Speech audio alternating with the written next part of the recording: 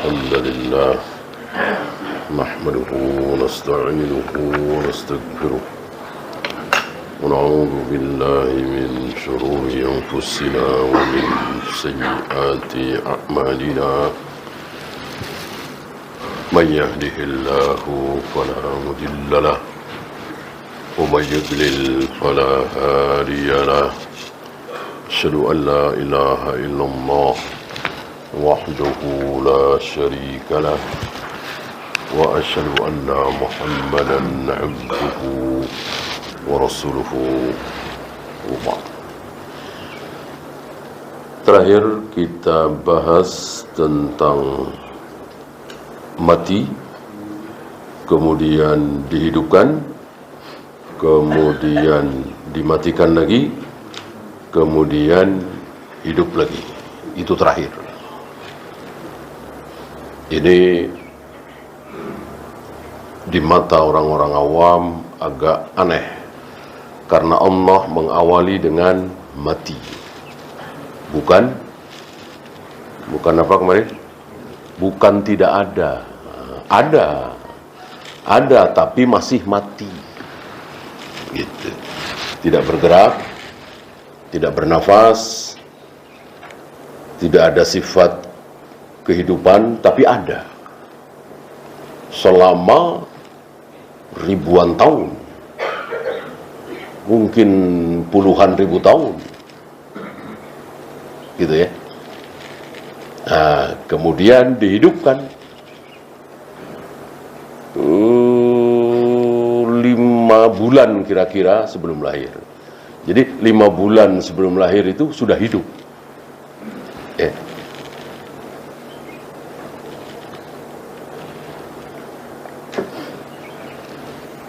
Nah, kemudian lahir, kemudian mati, kemudian dihidupkan lagi. Ya. Ya, ini selesai kita bahas. Kita lanjut 29 ya. Ayat 29. Huwallazi khalaqalakum. Dialah yang telah menciptakan untuk kalian. Dianya siapa? Tentu Allah. Allah menyebut dirinya dengan dia. Kadang aku, kadang kami. Gitu ya. Dan ini difahami oleh orang-orang Arab, difahami oleh Abu Jahal, Abu Lahab. Allah menyebut dirinya dengan kami. Nahnu. Nah, ini tidak ada masalah sama sekali. Nah, ketika masuk dalam bahasa kita, baru muncul masalah. Katanya satu. Kenapa menyebut dirinya kami? Gitu. Atau mungkin bahasa lain. Maka para imam mengatakan, kaum muslimin mulai menjadi tidak faham terhadap Al-Quran, Sunnah, setelah ada orang Islam tapi tidak faham bahasa Arab. Itu kan dulu orang Islam faham semua bahasa Arab. Ya, diawali oleh Nabi alaihi salatu wassalam, kemudian Abu Bakar, kemudian Umar, para sahabat kan Arab semua. Yang tidak Arab kan bisa dihitung, Salman misalnya, tapi akhirnya kan bisa bahasa Arab. Gitu. Setelah Nabi wafat 100 tahun, 200 tahun, 300 tahun, 700 tahun, 1000 tahun. Nah, Islam mulai dipeluk oleh orang-orang non-Arab, apa istilahnya? Ajam. Oleh orang-orang Ajam yang sama sekali tidak faham bahasa Arab. Bahasa ibunya bukan bahasa Arab. Membaca Al-Quran lewat terjemahan. Gitu. Tahu sendiri bagaimana terjemahan itu sulit untuk mewakili bahasa aslinya, apalagi Arab. Mulai disitulah terjadi ketidakfahaman terhadap ayat-ayat Al-Quran. Sampai ada yang mengatakan iblis adalah malaikat. Gitu, di negeri kita ini. Karena memang ayatnya seperti itu kalau menurut kaidah bahasa Indonesia. Fasajadal malaikatu kulluhum ajma'in illa iblis.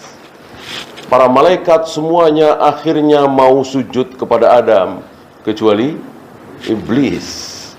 Kalau menurut kaidah bahasa kita, iblis termasuk malaikat. Ini sebuah contoh sederhana bagaimana kaum muslimin menjadi tidak faham terhadap ayat Al-Quran karena tidak faham bahasa Arab. Kalau orang Arab membaca seperti tadi, tidak langsung menyimpulkan, oh berarti iblis malaikat. Enggak. Bisa malaikat, bisa tidak. Gitu.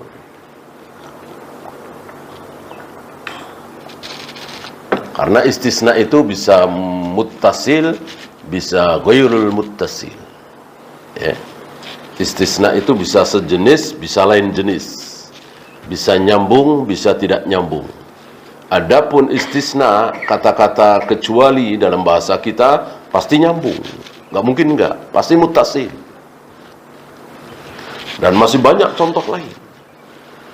Kaidah bahasa Arab yang tidak ada di bahasa kita. Maka di awal-awal pelajaran kita dulu kan menafsirkan Al-Quran itu pertama kali dengan apa, masih ingat? Kaidah tafsir itu menafsirkan Al-Quran pertama kali harus dengan Al-Quran juga. Ayat ini diperjelas oleh ayat 11 ini. Akhir surat Al-Hijr itu kurang jelas.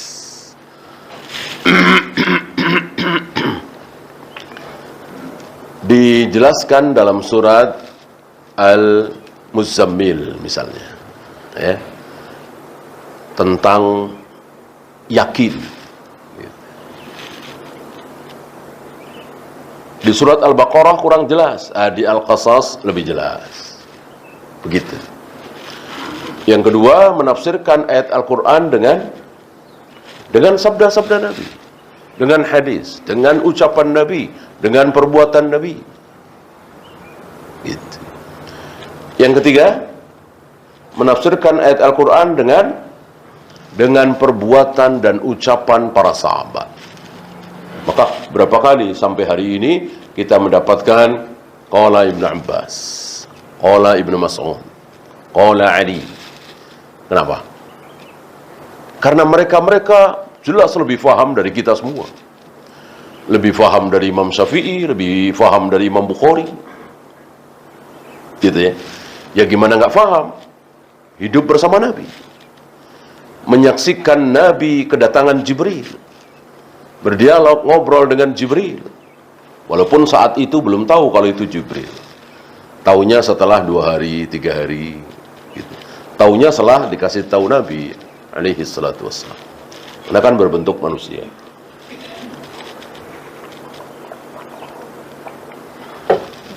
Satu lagi, menafsirkan Al-Quran dengan bahasa Arab. Memahami Al-Quran dengan kaidah bahasa Arab seperti contoh tadi. Itu. Termasuk huwa di sini ya. Huwallazi khalaqalakum. Dialah Allah yang telah menciptakan untuk kalian. Apa?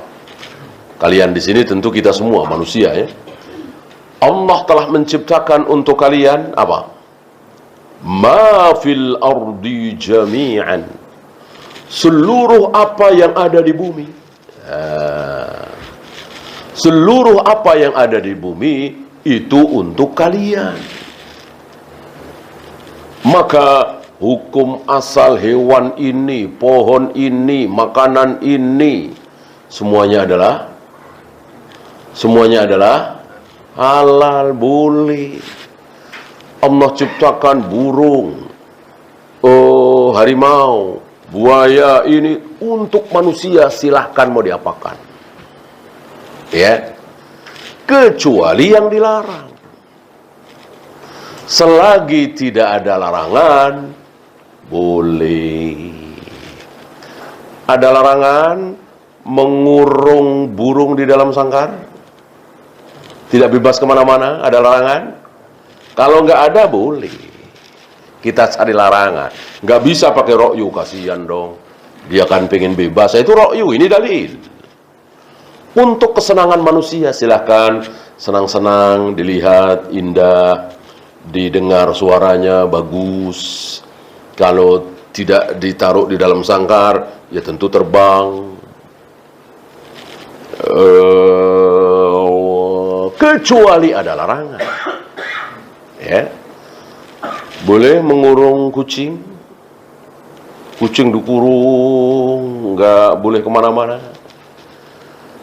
Boleh, kecuali ada larangan. Mana coba larangan? Yang ada larangan mengurung kucing, tidak ngasih makan. Sabda Nabi alaihi salatu wassalam, ada seorang wanita masuk neraka gara-gara mengurung kucing dan tidak memberi makan. Berarti ada dua pilihan. Satu, jangan dikurung.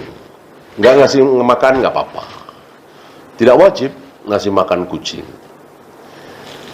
Kalau mau mengurung, silahkan. Mengurung, memelihara ya. Ya, harus dikasih makan. Ya. Kalau nggak mau, ya jangan dikurung. Silahkan lepas. Kalau nggak ada makan, Nabi mengatakan, ta'kulu min khosasil ard. Dia akan makan sesuatu yang tumbuh dari bumi. Bahasa kita rumput. Barangkali agak aneh kita ya. Apa iya kucing makan rumput? Makan rumput kan kambing, sapi.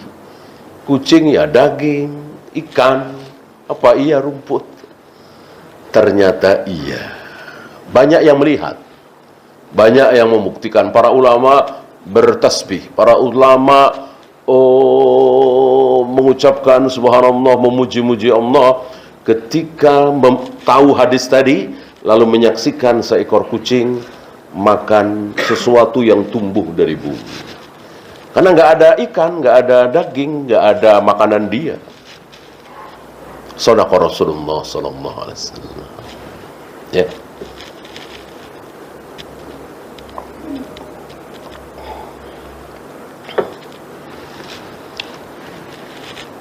Ini kebalikan dengan ibadah ya, ibadah maktoh ya. Kebalikannya. Salat, saum, zikir, wirid, adzan, qomat, tawaf, sa'i. Semuanya haram. Tidak boleh kita lakukan.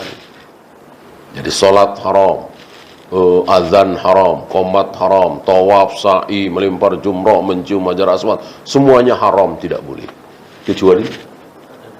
Kecuali yang disyariatkan, yang disuruh, yang dicontohkan oleh Rasul dan para sahabat. Gitu. Ini gunanya memahami hukum asal. Memahami hukum asal sangat-sangat penting. Nah, banyak saudara-saudara kita bahkan bertahun-tahun belajar tentang agama, tapi hukum asal ibadah haram nggak tahu dia. Profesor, doktor sampai mengatakan, ya memang Rasulullah nggak pernah maulid, merayakan maulid. Tapi apa salahnya orang nggak dilarang? Ini jahil sejahil-jahilnya. Hukum asal aja dia tidak tahu. Ya memang Rasulullah tidak pernah mencontohkan sujud syukur berjamaah. Ya tapi apa salahnya? Ya, hukum asal saja sederhana ini mereka nggak paham. Maka betul-betul kita harus belajar tentang manhaj ini dari awal. Betul-betul dari awal.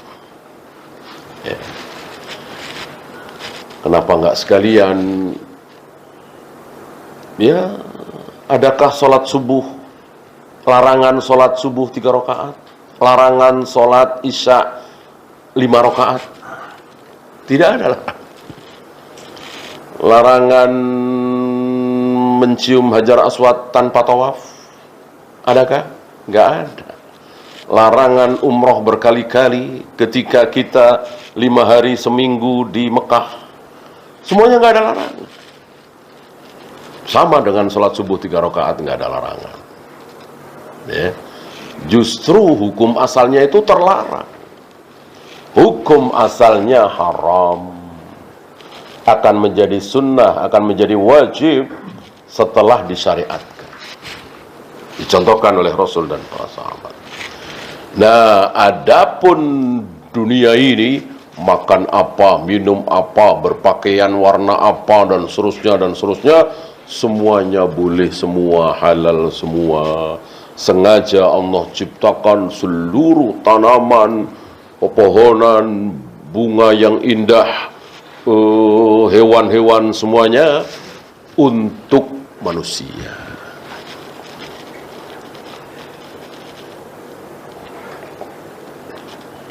Adapun ada hewan yang dilindungi, tidak boleh diburu, itu kita taat kepada pemerintah. Seandainya pemerintah tidak melarang, ya boleh-boleh saja. Mau tinggal satu, kita ambil, ya boleh. Ya karena pemerintah pertimbangan sayang kalau nanti punah, ini dilindungi lah, ya silahkan. Hukum asalnya boleh. Kan pemerintah berhak mewajibkan sesuatu yang tidak wajib dan melarang sesuatu yang halal. Ya, pakai helm kan tidak wajib. Pemerintah berhak mewajibkan ketika naik motor, ya. Termasuk yang halal diharamkan, dilarang. Seperti tadi. Bolehkah? Boleh. Boleh, ya. Yang tidak boleh menyuruh yang haram, meninggalkan yang wajib, itu yang tidak boleh. Kalau tadinya halal, mubah, boleh dirubah oleh pemerintah menjadi wajib atau menjadi haram. Artinya kita diharuskan atau dilarang. Summa stawa ila sama. Kemudian Allah bersemayam menuju ke langit. Ila di sini, ya, bukan ala. Nanti akan dibahas oleh beliau. Oh, berarti apa dulu? Berarti bumi dulu. Gitu. Berarti bumi dulu kan? Coba aja saya bacakan, ya. Allah lah yang telah menciptakan untuk kalian seluruh apa yang ada di bumi. Allah ciptakan tuh. Kemudian Allah ke langit. Gitu. Maksudnya menciptakan langit. Berarti bumi dulu. Gitu. Tetapi ada kalimat wal ardo ba'da dzalika dahaha.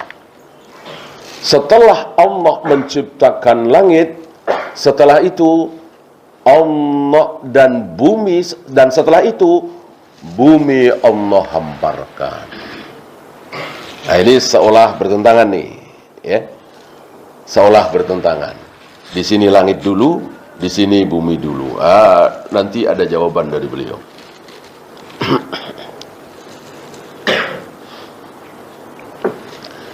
Fasawwahunna sab'a samawat. Lalu Allah jadikan langit itu 7, bukan 1. Jadi di atas kita ini, jauh sana, ada lapisan dinding yang tidak bisa ditembus. Itulah langit pertama. Jangankan kita, Jibril saja bersama Rasulullah alaihi salatu wassalam, malaikat termulia bersama manusia termulia, tidak bisa seenaknya menembus dinding. Nggak sanggup, nggak bisa. Maka Jibril minta izin untuk dibukakan, mengetuk pintu. Ya. Diketuk pintu langit itu oleh Jibril.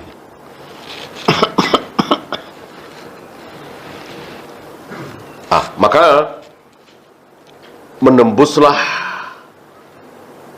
beliau berdua langit pertama. Ke atas terus, tidak bisa menembus langit kedua, kecuali setelah diizinkan. Kemudian langit ketiga, 4, 5, 6, 7, sampai akhirnya ke Sidratul Muntaha. Itu Rasulullah sendiri, tidak bersama Jibril. Jibril hanya mengantarkan ke satu tempat. Ini para ulama menafsirkan dari sini, ketika ada pertanyaan siapa lebih mulia, Jibril atau Rasulullah, mereka berpendapat Rasulullah. Salah satu dalilnya. Ada satu tempat di mana Jibril belum sampai ke tempat itu, Rasulullah sudah. Dan seandainya Allah masih menulis di Lauh Mahfuz, maka deritan pena itu akan didengar oleh Nabi SAW. Saking dekatnya.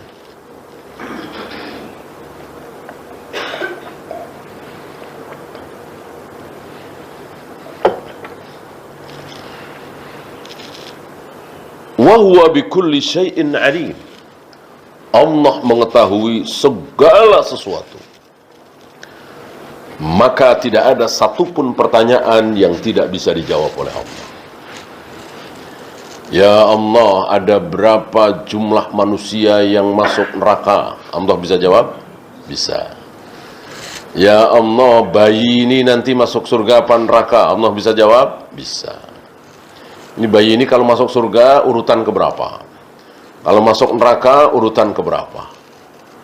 Ya Allah, bayi ini nanti selama hidup sholat berapa kali? Ninggalin sholat berapa kali? Bisakah Allah menjawab? Bisa. Berapa kali minum khamar? Berapa kali berjudi? Atau tidak pernah? Allah bisa jawab. Bahkan jawaban itu oleh Allah sudah ditulis. Sudah ditulis. Ya. Apa ini? Dalil. Bukan ra'yu, logika, nurani, perasaan. Ya. Abu Ubaid itu dengan perasaan, dengan logika, dengan nurani. Ya. Maka dia mengutak-utik surat Al-Lahab yang isinya mengkisahkan tentang Abu Lahab, dan Abu Lahab pasti nanti akan masuk neraka. Saya selanaron zata lahab. Itu Abu Lahab sudah mati apa masih hidup? Masih hidup. Masih hidup. Ya, Abu Ubaid mempersoalkan ini. Bagaimana masih hidup sudah dicap neraka? Terserah Allah. Keadilan Allah, kebijaksanaan Allah itu tidak minta izin dengan akal kita. Kalau minta izin dengan akal kita, mungkin kita akan mengatakan nggak adil itu.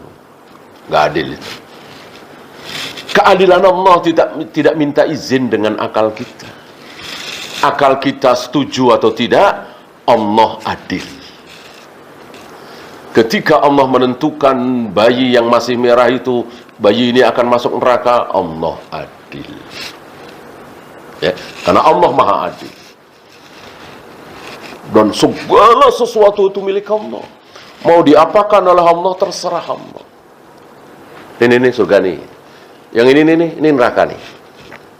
Yang ini rajin sholat nanti. Yang ini ahli maksiat, terserah Allah. Ya.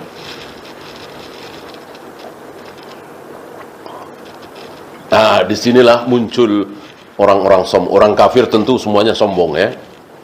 Ya nggak akan terimalah konsep ini. Nah, sebagian kaum muslimin ketularan orang kafir. Sombong juga. Oh, nggak adil dong begitu. Kalau adil itu Allah harus begini, begini, begini. Seolah dia mengatur Allah. Seolah manusia itu di mata Allah punya posisi tawar. Punya harga, punya nilai. Enggak. Kita semua manusia di mata Allah tuh nggak ada nilainya, nggak ada harganya. Mau diapakan terserah Allah. Dan itu sudah terjadi. Anak seorang nabi, istri seorang nabi, ayah seorang nabi, bahkan nabi termulia di muka bumi ini nomor 2. Allah bikin kekal di neraka selama-lamanya. Dan itu kecil bagi Allah. Allah nggak pakai mikir, nggak pakai gimana ya, nanti perasaan Ibrahim gimana ya, nanti perasaan Nuh gimana ya, nggak ada begitu. Ibrahim, Nuh, bahkan Muhammad, bahkan Jibril alaihi wassalatu wassalam, di mata Allah kecil semua. Semuanya kecil. Nah, disinilah sebagian kaum muslimin merasa besar. Sebagai manusia merasa besar, seolah punya posisi tawar, seolah punya hak. Gitu. Maka orang kafir yang mengajarkan apa itu HAM, hak asasi manusia. Ini seolah melebihi hak Tuhan.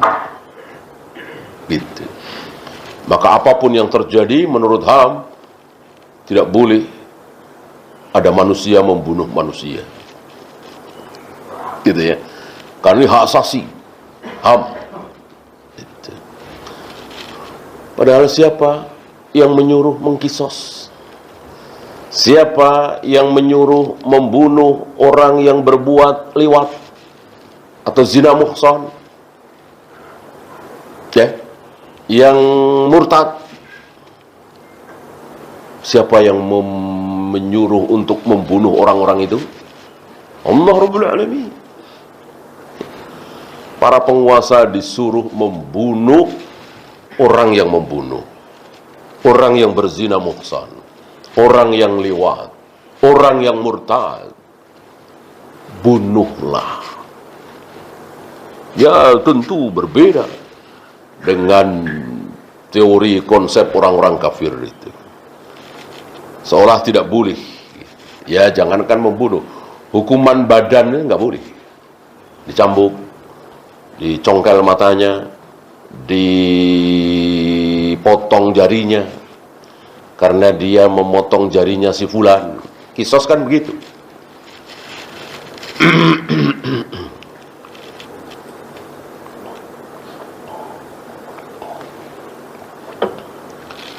Ya, saya bacakan beberapa ayat yang juga dibawakan oleh beliau, yang semakna dengan ayat tadi atau menjelaskan.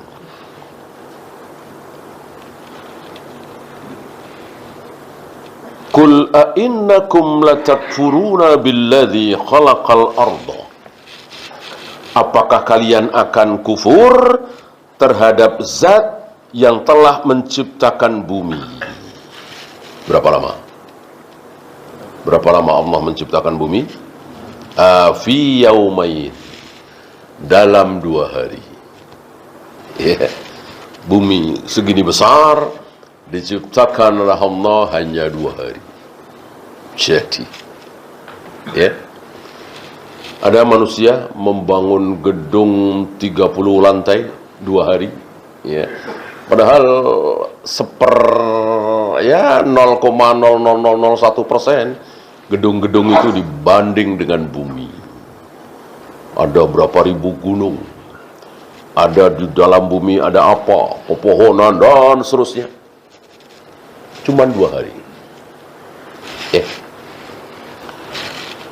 Dan ini maunya Allah. Seandainya Allah mau 1 hari, bahkan 1 jam, bahkan 1 detik, bisakah? Bisa. Ini sebagai ujian. Karena memang sifat Al-Quran itu apa? Antum masih ingat? Sifat Al-Quran itu apa? Ya, yudillu bihi may yasha wa yahdi bihi may yasha. Membikin orang-orang tertentu dapat hidayah, membikin orang-orang tertentu sesat. Jadi dengan ayat ini misalnya ya, Ahlus Sunnah dapat hidayah. Oh ya, itu hak Allah. Ahlul bid'ah mengatakan menjadi sesat karena mengatakan, kenapa mesti butuh waktu 2 hari? Bukankah Allah sanggup menciptakan sehari, setengah hari, bahkan 1 jam, bahkan 1 detik? Akhirnya mereka menjadi sesat. Oh, maksudnya begini-begini ya. Ahlus sunnah kalau tidak tahu diam. Ya sudah, terima apa adanya. Itu hak Allah. Memang Allah maunya segitu. Nah, inilah ahlus sunnah. Maka berapa banyak orang-orang sesat gara-gara mempelajari Al-Quran, lalu dia menjadi sesat. Kenapa? Ya itu tadi. Dia tidak terima, dia takwil-takwil, dia pikir-pikir, dia tidak pakai kaidah tadi. Ayat dengan ayat, ayat dengan hadis, ayat dengan ucapan para sahabat, ayat dengan bahasa Arab. Kaidah tadi tidak dipakai. Ya seperti hari ini di negeri kita ini. Maksud Allah bersemayam di atas arsy itu apa? Maksud Allah menciptakan Adam dengan kedua tangannya itu apa? Maksud Allah turun ke dunia setiap sepertiga malam itu apa? Maksud Allah menghadapkan wajahnya ke wajah orang yang sedang sholat itu apa? Apa? Dipikir. Lalu keluarlah kesimpulan ngarang. Kesimpulan semau mereka. Oh, turun itu yang dimaksud, yang turun rahmatnya. Oh, menciptakan dengan tangan itu tangan kekuasaan. Oh, maksud bersemayam itu Allah menguasai arsy. Itu semua tidak ada dari Rasul dan para sahabat. Beda dengan ahlus sunnah. Bersemayam, ya sudah bersemayam. Turun, ya sudah turun. Jari, ya sudah jari. Wajah, ya sudah wajah. Itulah sifat Al-Quran. Menyesatkan sebagian, memberi hidayah sebagian.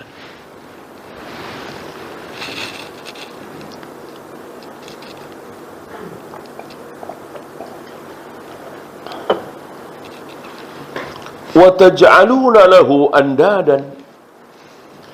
Kemudian setelah itu kalian jadikan tandingan-tandingan Allah. Adakah tandingan-tandingan itu ikut menciptakan bumi? Jangankan bumi, lalat itu hinggap di hidungnya si berhala. Sangat bodoh. Lebih bodoh orang ini. Ya, jauhlah dari Al-Quran dan Sunnah. Tapi dia nggak terkena syubhat. Dia kedukun, ketawa dia. Padahal dia orang bodoh. Tapi tidak terkena syubhat syirik. Ketawa dia. Mentertawakan yang berbuat syirik karena memang bodoh. Orang yang berbuat syirik itu bodoh sebodoh-bodohnya. Cuman keris ditakut. Itu ya. Maka orang musyrik betul-betul bodoh-bodohnya. Wasya min fauqiha. Lalu Allah jadikan gunung-gunung. Berarti tidak langsung. Entah jeda berapa hari, mungkin sehari, mungkin beberapa saat, beberapa jam. Dan ada riwayat berguncang, sempat berguncang. Artinya tidak tenang. Ya. Setelah Allah ciptakan gunung-gunung itu menjadi tenang. Wa baraka fiha. Lalu Allah berkahi. Ada keberkahan di situ. Ada tanaman, ada oksigen, ada ini, ada itu. Allah Maha tahu.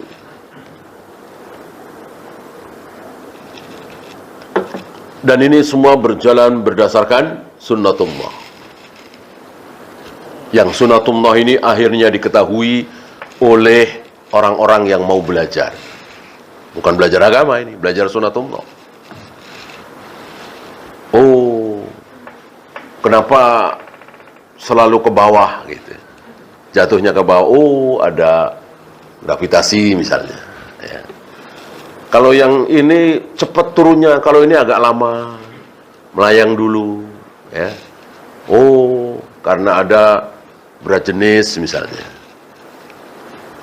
Berat jenis batu dengan berat jenis kapas beda. Ada rumusnya begini, ketemu. Walaupun itu oleh orang-orang kafir. Ini berjalan sesuai dengan sunnatullah. Siapa yang mau belajar, Allah kasih. Walaupun dia kafir. Dan bisa menemukan. Gitu. Allah kasih. Mikir terus, Allah kasih. Percobaan ini gagal, coba lagi. Ya, ditemukannya pesawat. Bisa terbang. Tentu dengan percobaan. Terus sesuai dengan sunatullah. Kalau ada seperti sayapnya, nanti bisa terbang. Caranya begini, Allah kasih. Kalau mau mikir. Ya. Walaupun kafir. Allah adil. Maka jerih payah, keuletan, keseriusan orang-orang kafir itu Allah balas. Di dunia. Termasuk kejujuran mereka, kedisiplinan mereka, amanah, dan Allah balas di dunia. Ya. Karena jujur, karena rajin, karena adil, ya. Allah kasih pemimpin yang adil. Walaupun itu negeri kafir. Tapi mayoritas warganya jujur, amanah, disiplin, mau ngantri. Allah kasih presiden, pemimpin yang juga seperti itu. Ya. Sebaliknya di negeri sebelah sini culas rakyatnya, penipu. Ya. Jualan sekilo betul-betul 10 on, jarang sekali. Mayoritas 9, 8,5. Dan itu sengaja. Ya, pedagangnya seperti itu mayoritas. Tipu-tipu gitu. Meleng dikit hilang. Ya. Ya gitu, meleng dikit hilang. Udah dikunci ganda, udah tetap aja hilang. Ya. Dan itu masyarakatnya seperti itu. Ya. Allah kasih pemimpin yang seperti itu juga sama. Walaupun mayoritas muslim. Ya. Ada nggak negara mayoritas muslim, tapi mayoritas yang muslim itu kayak gitu tuh, meleng dikit hilang, ya kan? Ada nggak negara begitu? Nah, kalau ada negara seperti itu, Allah kasih pemimpin juga seperti itu, ya. Maka percuma mau rekayasa pemilu pilkada supaya mendapatkan putra terbaik. Percuma, itu rekayasa. Selagi rakyatnya culas, penipu, apa tadi? Meleng dikit hilang, ya udah seperti itu. Ini meleng dikit, ya, udah meleng, udah pada meleng nih rakyat, ya udah. Tes ombak dulu ya kan, pada diem aja nih, ayo rame, baru, ya begitulah. Mayoritas rakyat seperti itu. Allah sindir dengan pemimpin seperti itu juga. Ya, maka jangan terus menyalahkan pemimpin, salahkan diri kita. Mari kita taubat, mari kita perbaiki diri kita. Ya, jangan salahkan terus. Kalau kita mayoritas baik, insya Allah. Ya.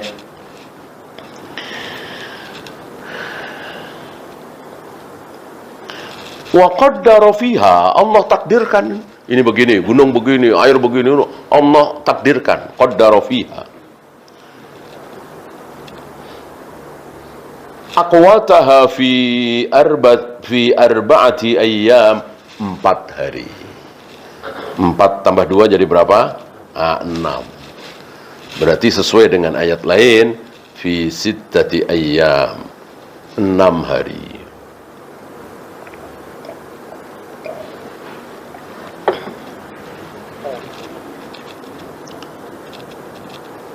Tsumma stawa ila sama, kemudian Allah menciptakan langit.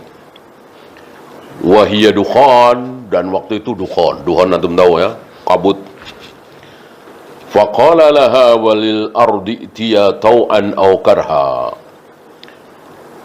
Allah berfirman untuk langit dan bumi, itiya tau'an aw karha. Datanglah kepadaku, apa mauku, secara sukarela atau terpaksa. Karena ketaatan itu ada yang sukarela, ada yang terpaksa. Nggak ada pilihan. Batu, gunung, air, asap, taat kepada Allah apa tidak? Taat. Sukarela apa terpaksa? Terpaksa. Artinya nggak ada pilihan kan? Nggak ada pilihan bagi batu, bagi air, bagi gunung untuk begini, untuk begitu. Nggak ada pilihan. Ya udah seperti itu. Gitu. Beda dengan manusia. Manusia ada pilihan. Mau sholat silahkan, mau tidak silahkan. Nggak langsung dihukum kan?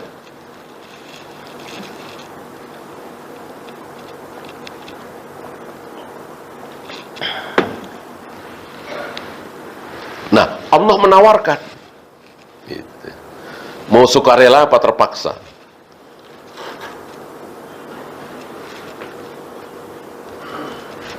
Qalata ataina ta'i'i. Sukarela. Gitu. Jadi di mata kita seperti terpaksa, sukarela. Seluruh jamadat itu, benda-benda mati itu taat kepada Allah dengan sukarela. Artinya, seandainya benda-benda mati itu dikasih pilihan, tetap akan taat. Luar biasa ya. Beda dengan kita.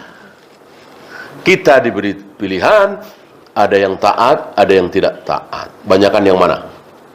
Banyakan yang tidak taat. Itulah manusia. Sementara gunung, batu, matahari, bulan, dan seterusnya, ketika diberi pilihan oleh Allah, tetap akan taat. Ini dalilnya. Gitu. Nah, adapun kita diberi pilihan. Ada yang taat, ada yang tidak.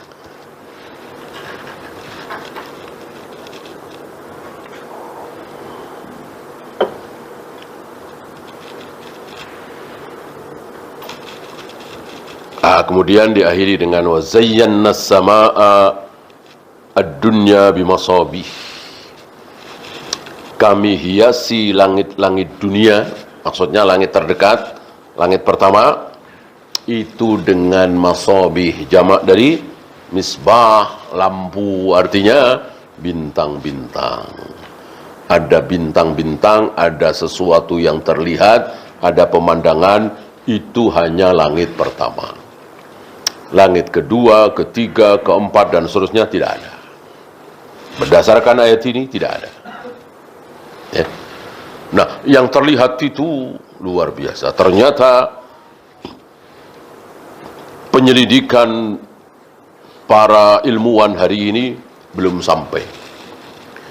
Belum sampai ke batas langit pertama. Sampai hari ini kita belum pernah mendengar seorang ilmuwan yang mengatakan kalau terus ke atas, terus menjauhi bumi, akan mentok.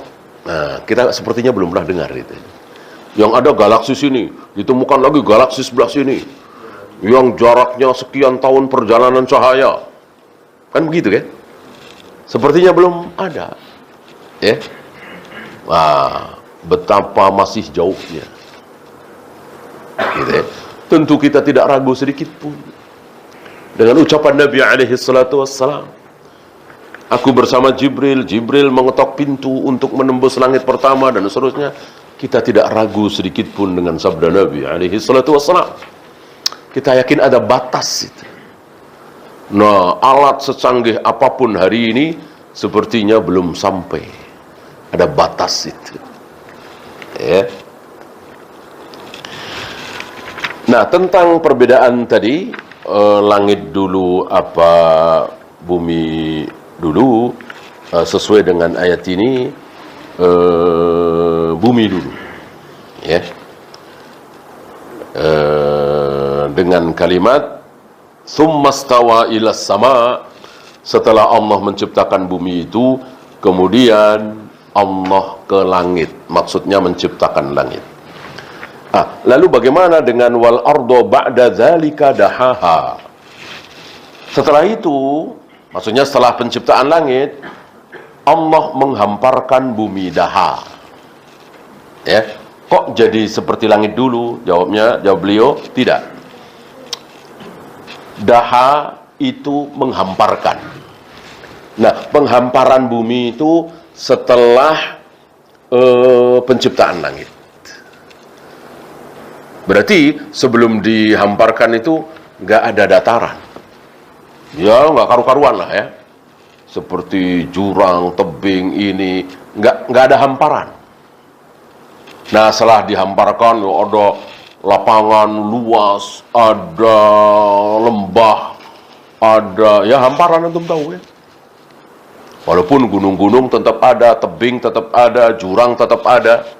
Itu yang tidak bisa dihuni oleh manusia kecuali dengan susah payah ya. Nah, ada hamparan.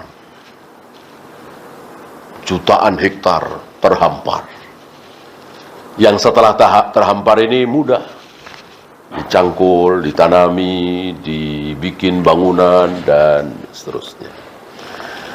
Ini menarik, terakhir beliau bawakan hadis riwayat Muslim, tetapi ini saya katakan menarik ya. Para ulama mengatakan hadis ini dhaif. Padahal ini riwayat Muslim. Ya. Ini semakin membuktikan ucapan Imam Syafi'i, "Aballahu ayyutimma illa kitabahu." Allah tidak mau membikin sebuah kitab di muka bumi ini sempurna, nggak mau, kecuali kitab Allah sendiri, Al-Quran. Maka selain Al-Quran tidak sempurna. Artinya pasti ada salahnya, walaupun satu, walaupun dua, walaupun tiga. Termasuk Sahih Bukhari. Termasuk Sahih Bukhari. Ini Sahih Muslim ya. Saya kira lumayan terkenal. Khalaqallahu turbata yaumas sabt, wa khalaqal jibala fiha yaumal ahad, wa khalaqash syajara fiha yaumal itsnain. Pada hari Sabtu Allah menciptakan turba, tanah, debu. Pada hari Ahad Allah menciptakan gunung. Pada hari Senin Allah menciptakan pepohonan. Wa khalaqal makruha yaumas thulatsa. Pada hari Selasa menciptakan al-makruh, sesuatu yang tidak disukai. Wa khalaqan nura yaumal arbi'a. Pada hari Rabu Allah menciptakan cahaya. Wa batsa fiha ad-dawab yaumal khamis. Pada hari Kamis Allah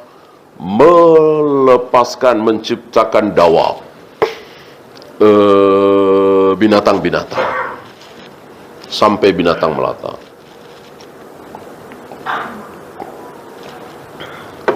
Sudah ada manusia belum? Ya tentu belum ya. Jadi hewan dulu baru manusia. Wa khalaqa Adam ba'dal asri yaumal jumu'ah. Kemudian pada hari Jumat Allah menciptakan Adam setelah sholat asar. Min akhiri sa'atin min sa'atil jumu'ah. Di akhir saat di hari Jumat itu. Berarti mendekati maghrib ya. Fima bainal asri ilal lail. Antara asar sampai malam. Malam dimulai dari maghrib. Tapi sekali lagi hadis ini dhaif.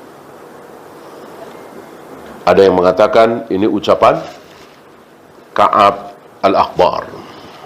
Siapa Ka'ab al-Akhbar? Mantan ahlul kitab masuk Islam dan banyak menceritakan yang dari Taurat dan Injil. Nah, banyak tercampur di sini.